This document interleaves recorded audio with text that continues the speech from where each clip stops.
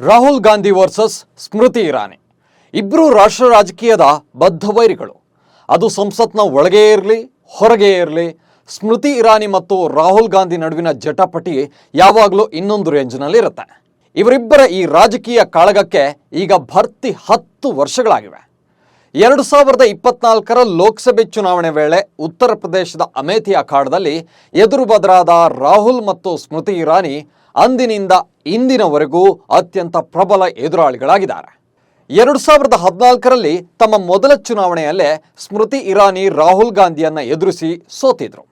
ಇದಾಗಿ 5 ವರ್ಷಗಳಲ್ಲಿ ಛಲಗಾತಿ ಸ್ಮೃತಿ ಇರಾನಿ ಅಮೇಥಿಯಿಂದಲೇ ಸ್ಪರ್ಧಿಸಿ 2019ರಲ್ಲಿ ರಾಹುಲ್ ಗಾಂಧಿಯನ್ನ ಸೋಲಿಸಿಯೇ ಬಿಟ್ಟಿದ್ರು. ಅದು ಕೂಡ 55,000 ಮತಗಳ ಅಂತರದಿಂದ ಮಣಿಸಿದ್ರು. ಕಾಂಗ್ರೆಸ್ ನಾಯಕನಿಗಷ್ಟೇ ಅಲ್ಲ, ಇಡೀ ಗಾಂಧಿ ಪರಿವಾರಕ್ಕೆ ಅದು ಭಾರಿ ಮುಖಭಂಗವಾಗಿತ್ತು.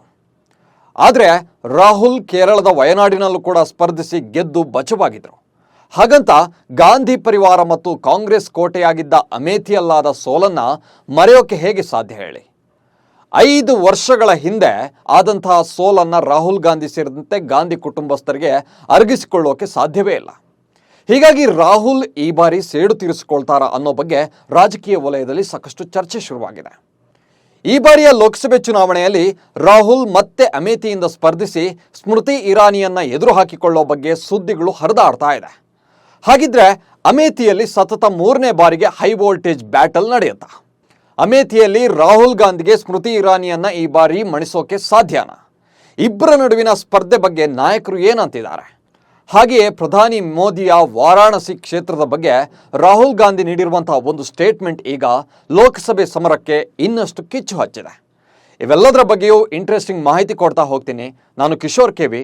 ಕೊನೆ ತನಕ ವಿಡಿಯೋವನ್ನು ಮಿಸ್ ಮಾಡದೆ ನೋಡಿ, ಸುದ್ದಿಯಾನದ ಸಬ್ಸ್ಕ್ರೈಬರ್ ಆಗಿ.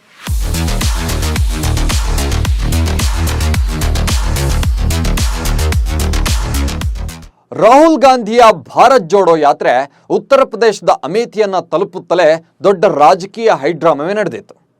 ಅತ್ತ ರಾಹುಲ್ ಯಾತ್ರೆಗೆ ಬರ್ತಾ ಇದ್ರೆ, ಇತ್ತ ಸ್ಮೃತಿ ಇರಾನಿ ಅಮೇಥಿಯಲ್ಲೇ ಬೀಡು ಬಿಟ್ಟಿದ್ರು. ಅಷ್ಟೇ ಅಲ್ಲ, ಈ ಬಾರಿಯೂ ಅಮೇಥಿಯಲ್ಲೇ ಸ್ಪರ್ಧಿಸುವಂತೆ, ತನ್ನನ್ನ ಮತ್ತೊಮ್ಮೆ ಎದುರಿಸುವಂತೆ ಸ್ಮೃತಿ ಇರಾನಿ ರಾಹುಲ್ ಗಾಂಧಿಗೆ ಸವಾಲ್ ಬೇರೆ ಹಾಕಿದ್ರು. ಇದಕ್ಕೆ ಪ್ರತಿಕ್ರಿಯಿಸಿರೋ ಕಾಂಗ್ರೆಸ್ ಹಿರಿಯ ನಾಯಕ ಜೈರಾಮ್ ರಮೇಶ್, ಅಮೇಥಿಯಿಂದ ಸ್ಪರ್ಧಿಸೋ ಬಗ್ಗೆ ರಾಹುಲ್ ಗಾಂಧಿ ಅಂತಿಮ ನಿರ್ಧಾರ ಕೈಗೊಳ್ತಾರೆ. ಆದರೆ ಅಮೇಥಿಯ ಜನರಂತೂ ರಾಹುಲ್ ಮತ್ತೆ ಅಮೇಥಿಗೆ ಮರಳಬೇಕು ಅಂತ ಬಯಸಿದ್ದಾರೆ. 2019ರಲ್ಲಿ ಸ್ಮೃತಿ ಇರಾನಿಯನ್ನ ಗೆಲ್ಲಿಸಿ ತಪ್ಪು ಮಾಡಿದ್ದೇವೆ ಅನ್ನೋದು ಅಮೇಥಿ ಜನರಿಗೆ ಅರಿವಾಗಿದೆ. ಸ್ಮೃತಿ ಇರಾನಿಯ ಚಾಲೆಂಜ್ಗೆ ನಾವು ಹೆದರೋದಿಲ್ಲ.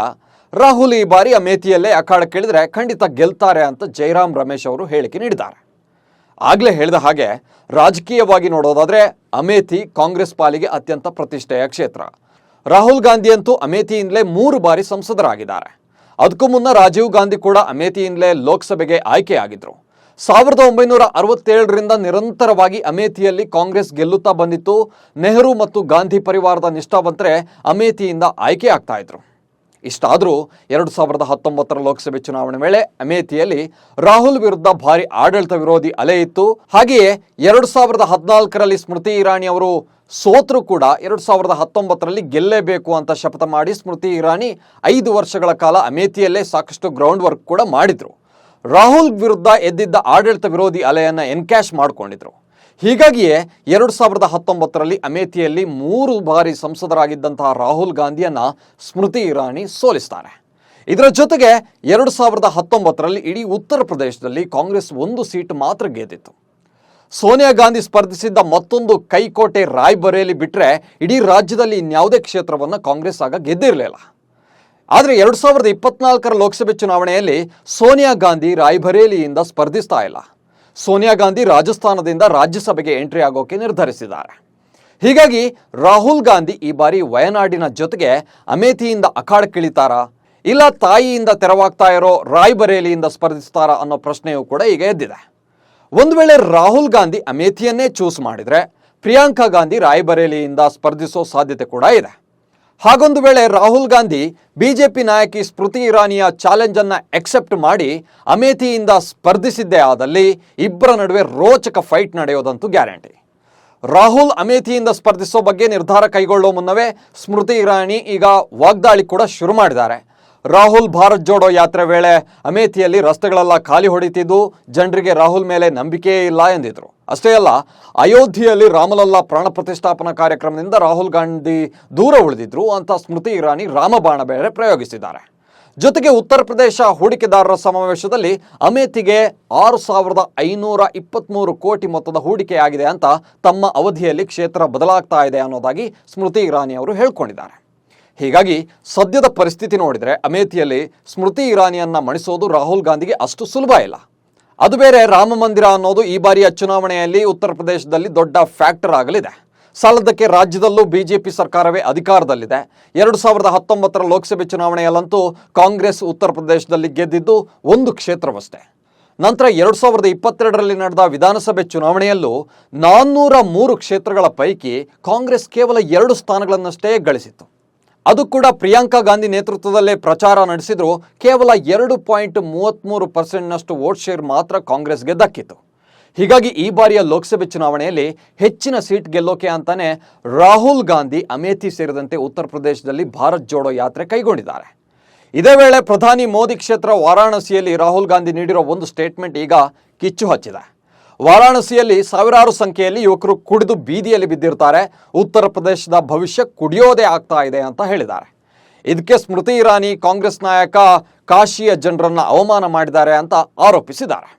ಹೀಗೆ ಭಾರತ್ ಜೋಡೋ ಯಾತ್ರೆ ಉತ್ತರ ಪ್ರದೇಶದಲ್ಲಿ ಸಾಗ್ತಾ ಇದ್ದಂತೆ ರಾಹುಲ್ ಮತ್ತು ಇರಾನಿ ನಡುವಿನ ಟಾಕ್ ವಾರ್ ಕೂಡ ಈಗ ತಾರಕಕ್ಕೇರಿದೆ. ಇಲ್ಲಿ ಇನ್ನೊಂದು ಇಂಟ್ರೆಸ್ಟಿಂಗ್ ವಿಚಾರ ಕೂಡ ಇದೆ. ಒಂದು ವೇಳೆ ರಾಹುಲ್ ಗಾಂಧಿ ಅಮೇಥಿಯಿಂದ ಸ್ಪರ್ಧಿಸೋದೇ ಆದಲ್ಲಿ ಕೇರಳದ ವಯನಾಡನ್ನು ಬಿಟ್ಟು ಕೊಡ್ತಾರಾ ಅನ್ನೋದು. ಯಾಕಂದರೆ ಸ್ಮೃತಿ ಇರಾನಿ ಮಾಡಿರೋ ಚಾಲೆಂಜ್ನಲ್ಲಿ ಇದು ಕೂಡ ಇದೆ. ವಯನಾಡು ಬಿಟ್ಟು ಅಮೇಥಿಯಿಂದ ಮಾತ್ರ, ಅಂದರೆ 1 ಕ್ಷೇತ್ರದಿಂದಷ್ಟೇ ಅಖಾಡಕ್ಕಿಳಿಯುವಂತೆ ಸವಾಲೊಡ್ಡಿದ್ದಾರೆ. ಆದರೆ ರಾಹುಲ್ ಗಾಂಧಿ ವಯನಾಡನ್ನು ಬಿಡೋದು ಅನುಮಾನ ಅಂತಾನೆ ಹೇಳಲಾಗ್ತಾ ಇದೆ. ಯಾಕಂದರೆ ಉತ್ತರ ಪ್ರದೇಶದಲ್ಲಿ ಭಾರತ್ ಜೋಡೋ ಯಾತ್ರೆ ಸಂದರ್ಭದಲ್ಲಿ ವಯನಾಡಿನಲ್ಲಿ ಆನೆ ದಾಳಿಗೆ ವ್ಯಕ್ತಿ ಮೃತಪಟ್ಟ ಕಾರಣ ರಾಹುಲ್ ಗಾಂಧಿ ಯಾತ್ರೆಯನ್ನು ಅರ್ಧಕ್ಕೆ ನಿಲ್ಲಿಸಿ ಸಂತ್ರಸ್ತ ಕುಟುಂಬವನ್ನು ಭೇಟಿ ಮಾಡಿ ಬಂದಿದ್ರು. ಅಷ್ಟರ ಮಟ್ಟಿಗೆ ರಾಹುಲ್ ಗಾಂಧಿ ವಯನಾಡಿನ ಜನರಿಗೆ ಸ್ಪಂದಿಸೋ ಪ್ರಯತ್ನ ಮಾಡ್ತಾ ಇದ್ದಾರೆ.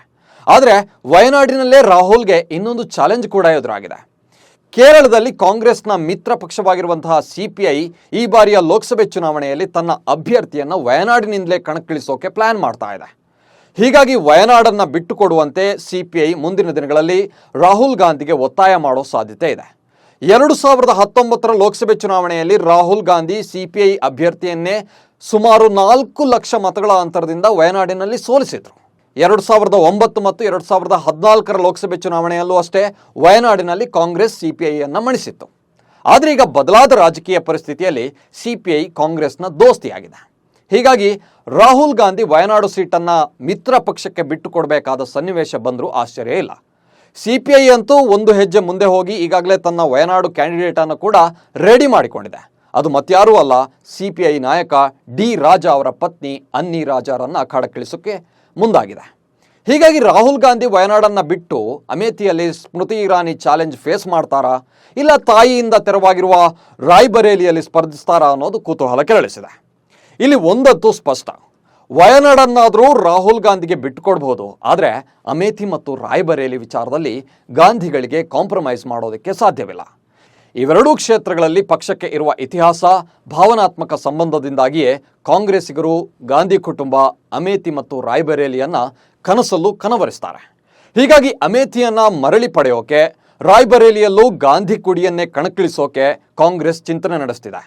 ಹೀಗಾಗಿ ರಾಹುಲ್ ಗಾಂಧಿ ಮತ್ತು ಪ್ರಿಯಾಂಕಾ ಗಾಂಧಿ ಮೇಲೆ ಎಲ್ಲರ ಚಿತ್ತ ನೆಟ್ಟಿದೆ. ನಿಮ್ಮ ಪ್ರಕಾರ ರಾಹುಲ್ ಗಾಂಧಿ ಅಮೇಥಿಯಲ್ಲಿ ಸ್ಮೃತಿ ಇರಾನಿಯನ್ನ ಎದುರು ಹಾಕಿಕೊಳ್ಬಹುದಾ? ಈ ಬಾರಿ ಇಬ್ರು ಫೇಸ್ ಟು ಫೇಸ್ ಆದರೆ ಯಾರು ಗೆಲ್ಲಬಹುದು, ಸ್ಮೃತಿ ಇರಾನಿ ಆರ್ ರಾಹುಲ್ ಗಾಂಧಿ? ಈ ಬಗ್ಗೆ ಕಾಮೆಂಟ್ಸ್ ಮಾಡಿ, ಹಾಗೆ ವಿಡಿಯೋವನ್ನು ಲೈಕ್ ಮಾಡಿ, ಸುದ್ದಿಯನ್ನು ಫಾಲೋ ಮಾಡಿ. ನಮಸ್ಕಾರ.